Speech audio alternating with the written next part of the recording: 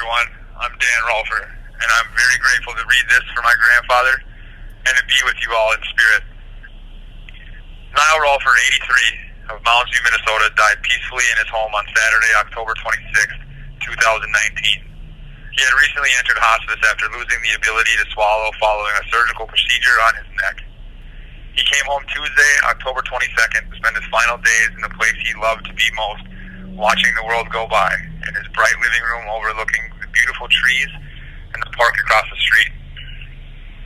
He soon joined his family for what would be his last gathering around the dinner table, where they shared a few good laughs, accompanied by a sip of black Coke, and a most anticipated couple teaspoons of ice cold in the golden light. Nyle looked around the table that evening and told everyone how much he loved them and appreciated each and every one of his family members. Then he smiled one last cheese for the camera before laying down to rest. A memory that his family will forever cherish. Nyle was born in Fargo, North Dakota, where he grew up being the favorite little brother to his siblings Howard, Marion, and Pat.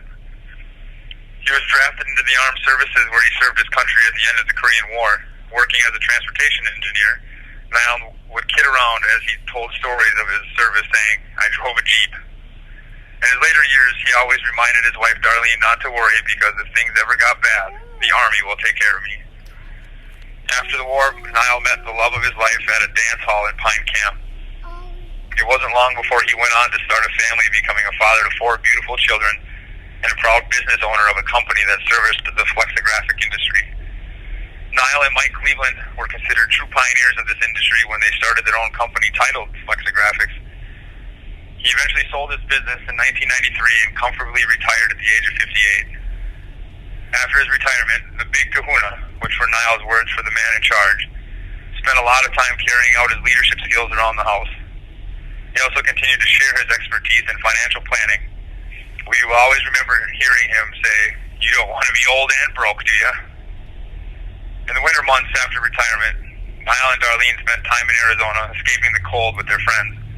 They traveled the world to such places like Europe, twice for instance, and in the most recent years they enjoyed meeting up at various restaurants for a traditional Friday night dinner outing. Traditions were something that were upheld in the Rolfer family. Each year, Nyle and Darlene would host a Christmas family reunion, which would eventually outgrow the capacity of their home for everyone. White elephant gifts surrounded the tree. Nyle loved a good laugh as he sat at the present opening table awaiting the funniest pile of junk to appear out of the gift wrap. All of the family get-togethers, Grandpa Nyle, Uncle Nyle, however you knew him, he was known for his professional hide-and-go-seek skills, thumping through the house searching for all the snicklefritzes. He had the ability to crack a smile on even the crankiest kid when he would march his 2 fingers across the table towards them for a tickle. Nyle was very proud of the life he built, always making statements that reflected how fortunate he was for fulfilling the life he lived. Especially treasured moment at the cabin at Cross Lake where he spent many years watching his family enjoy time together. Darlene's famous meals, pontoon rides, and fishing campfires, and meeting up with the Carlson clan and the Bennings. Rarely was there a holiday that had a single sleeping spot that wasn't occupied. Tents and campers then filled the yard. One of Nyle's favorite spots was to sit out on the deck and overlook the lake. You could hear him holler at the fishermen passing by, "Just remember, anything you catch, I get half." Most importantly, passing on the tradition of family being together at the cabin was a staple in Nyle's legacy that will most definitely live on. In all, Nyle will always be remembered as a conservative man with a quirky and generous heart. He was a dedicated contributor to his family and a devoted member to his local church of St. Timothy's, where his parents had been members since 1946. Nyle volunteered much of his time in several programs such as Meals on Wheels, premarital counseling, and even hospice, to name a few. As we can see here today, Nyle was loved by many people.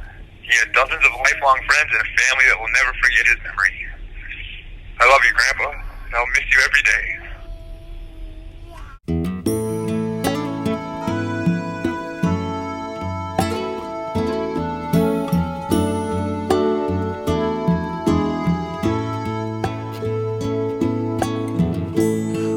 You know my name.